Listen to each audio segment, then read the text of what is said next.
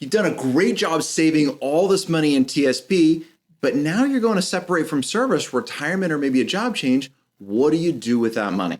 Well, if you ever wanted the answer to that question, then stay tuned for this FERS Federal Fact Check.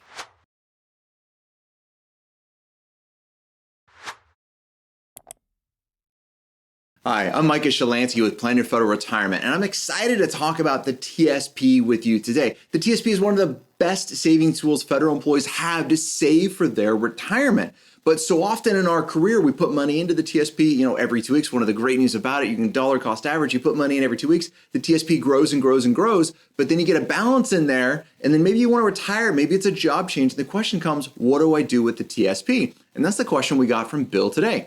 He has money inside of his TSP. Is it possible to withdraw the total amount all at once?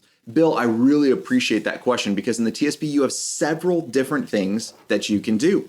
One of the things that you can do is you can do a lump sum withdrawal. A lump sum withdrawal, you can reach in the TSP, says, hey, it's been real, it's been fun, send me my money. And you can take all of that money out. Now, if you do that, you have to be careful based on your age. Right? If you are under the age of 55, special exception for special provisions individuals, but if you're under the age of 55 and you separate from service and you take money out of your TSP, you could be subject to a 10% early distribution penalty. So you want to be really careful of how that's going to work, but that's an option. You can take out a lump sum. What's another thing that you can do with that money? You could do a rollover. We're going to talk about that in just a second.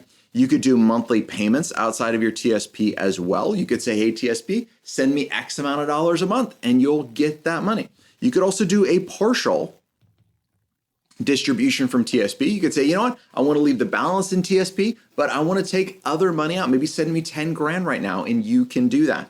You could also take, an annuity from TSP. Now, this is, it's so funny. Spelling is fine until you start doing it on a camera. So sorry about that. All right. One of the things that we talk about all the time is I call your pension a pension because that's the benefit you're getting as a federal employee, the FERS income that you're receiving. OPM calls it an annuity. And there's a reason I don't use that word is because it gets confusing when you talk about other investments that are actually annuities. Your benefit under FERS, the Federal Employee Retirement System, is really a pension. It's from an employer and you're going to get a lifetime income from your employer. That's really more of a pension setup. An annuity is when we have money and we give it a lump sum to a life insurance company. They'll then look at that money, they'll look at our age, and they'll say, we'll give you X amount of dollars for the rest of your life. A lot of rules inside of there, a lot of options that you can choose. I know I'm oversimplifying it, but that is an annuity option that you have. And if you choose that election, there's one company that you'll work with, and that is MetLife. That is who the OPM, that is who TSP uses to service all of their annuities. Are annuities good or bad? They're an investment tool, right? And if you pick the wrong tool, it's probably a bad thing for you. That doesn't mean it's a bad tool, but it means it's probably not right for you. Be very, very careful anytime you go to invest in an annuity because these are generally one-way streets. Once we've elected to do this, there is no undo button. And if you don't understand all of the rules with it, it can get pretty complicated pretty quickly. But an annuity is an option. What's another thing that you can do? You can just leave it, right? Do you have to take the money out? And the answer is no, up until you reach your RMD, your required minimum distribution rate. We've had a lot of changes about this. It was always 70.5 was your RMD. Then it got moved to 72 under the Secure Act 1.0. Now we're in Secure Act 2.0, and now it's 73 to 75, depending on when you were born. So let's just say your required minimum distribution is at 73 years young. A lot of rules around that, but we'll just go with that. You can leave the money in TSP up until then you have to start taking distributions. You have to start taking money out every single year. Let's go through some of these other options as well as we kind of talk about it. You have this rollover option.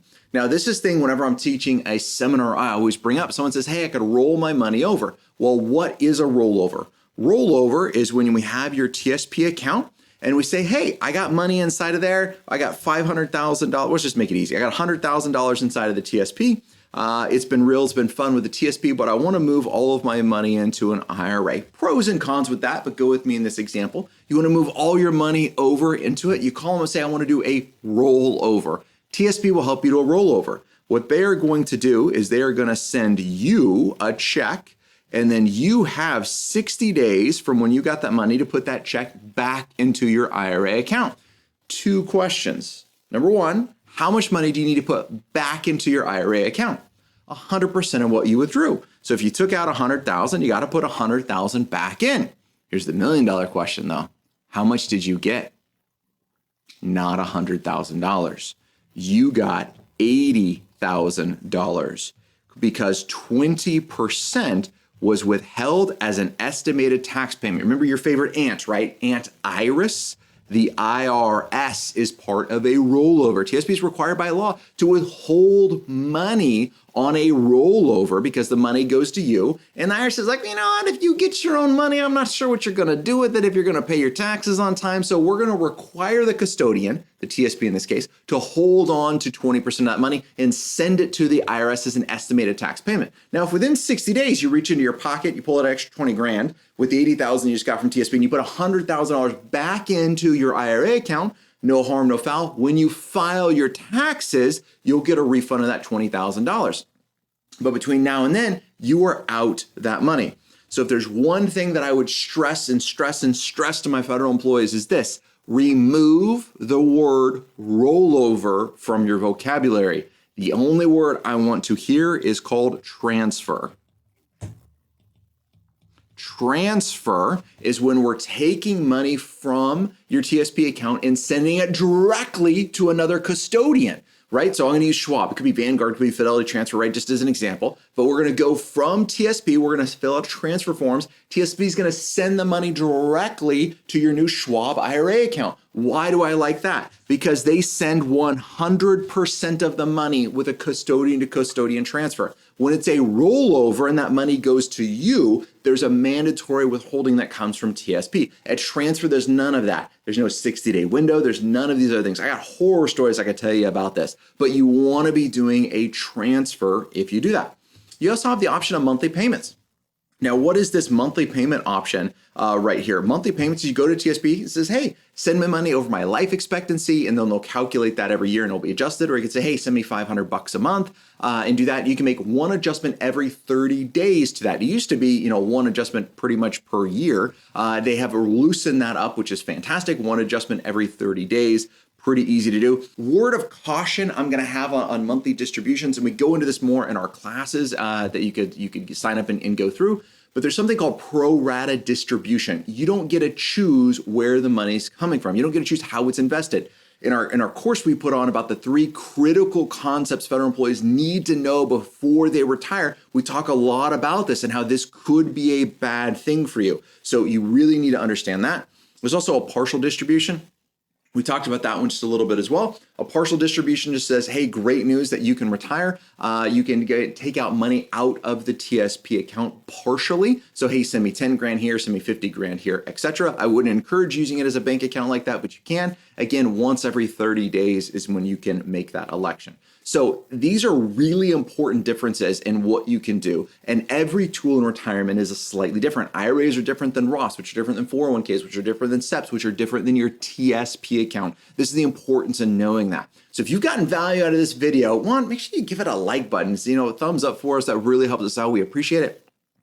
We have a goal of helping over 1 million federal employees with their retirement. We need your help to share this message and join our podcast at planyourfederalretirement.com. Until next time, happy planning.